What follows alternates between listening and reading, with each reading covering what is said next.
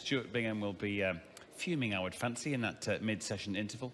And Fergal O'Brien will be pretty happy, will he not, Neil Foulds, with how that's gone in the end? It's amazing. I mean, that, to me, sums up Stuart's season as champion of the world. He's got players down, but not out. And now I know you can't win the match, it's 4 frames in a best of 9, but he's 2-0 up. Fergal's not put a ball for 45 minutes, right? He's going nowhere. You can imagine how he's feeling in his chair.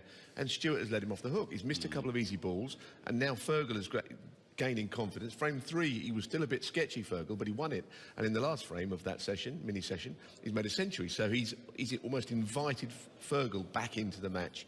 And it's 2-all. And even though they're honours even, you can imagine this is what snooker's all about, right? You've got one guy now, Stuart, who is kicking himself, thinks, how have I let him back into this match? Fergal, despite only being level, is probably ecstatic at 2-all, and that's the psychology of the game.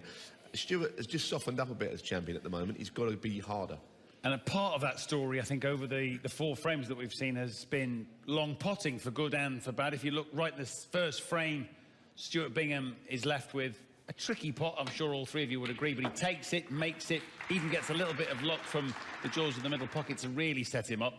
That's everything you want at the start of a match, isn't it, Neil Robertson? Yeah, it was a wonderful shot. I mean, he was under a lot of pressure there because he was leaving the reds, and conversely, yeah, I mean, this long red here that Fergal missed is typical of someone who, you know, hasn't seen much table time.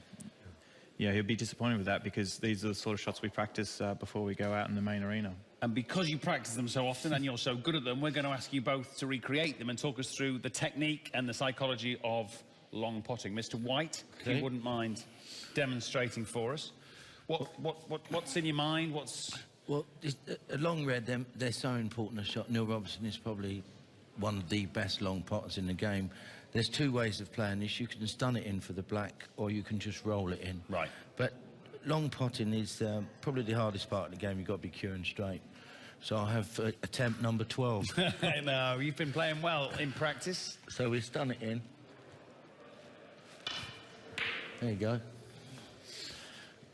OK. Let's respot a red. The first one you've missed, chuck the cue ball back. The first one you've further missed. over that way, I think. I'll be standing Where do you want a bit further that way.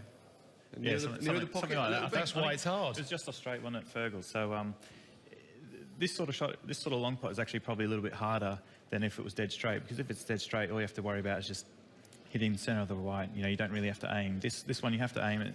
You know, you got to aim it just off straight, and also you're worrying about holding for the black. So you don't want to pot it too thin, or else the white will travel towards the cushion. So there's a couple of things on your mind here. So OK, I'll give it a go. No pressure.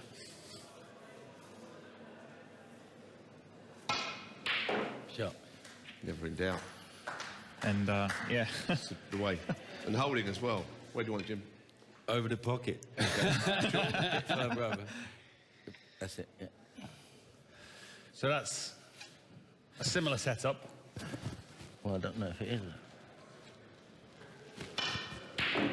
Well, nice one. there we go, nice. Beautiful. I like it.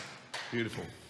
Didn't feel under pressure on that one at all, Jim, did you? Never. Busy in the Never. first and Neil getting his. But we showed the drop in, the one where you just got to pot it. Sometimes hitting them harder makes it a bit easier, doesn't it, for long pots? Yeah, I think the one that Fergal missed, I actually think it was probably easier to drop it in for the black, but usually when a player's not quite confident, they tend to sort of stun the balls more rather than... And is that because you're trying to almost force it in a little bit, almost trying to... Yeah, and also, you know, you're trusting to the table as well when you're rolling a shot like this in. You know, if the table rolls off just slightly, Like as it did there by a few inches clearly.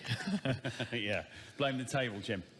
Thank you, fellas. That was most instructive. And then in frames 3 and 4, Neil Foulds, when Stuart Bingham had it mostly his own way, he missed shorter pots in the main, and that obviously handed the initiative back to Fergal O'Brien. I think we're going to see them. He missed 2 shots. He missed them both thin. He missed one into each corner pocket. Now, in my opinion, he's quit on these slightly and he's decelerated through the ball, because if you don't get that cue through at the right speed, you overcut shots. He overcut that, and I think he decelerated through that. The guys might disagree with me, but that's what I used to do when I used to miss, which I used to do quite frequently, I must say. Here, it's the same story, maybe not so much on this one, but he overcut it again. So he's missed one to each corner, and I think because he wasn't getting through quickly enough, accelerating through the ball, that's why he overcut them. And that's pressure. His face told a story, didn't it, really? Absolutely. You know, the difference is, obviously, Stuart's very experienced. He should be able to talk to his person in the dressing room or himself and say, look, it's 2 each, start again. But it'd be so disappointed. Likes of Neil, Ronnie O'Sullivan, Mark Selby, 2-0 up, they're getting more and more confident each shot, you know, and that just shows you why Stuart's struggling a bit, because he didn't capitalise on his opportunity there. The C word. Confidence. Now we're going to talk about tips.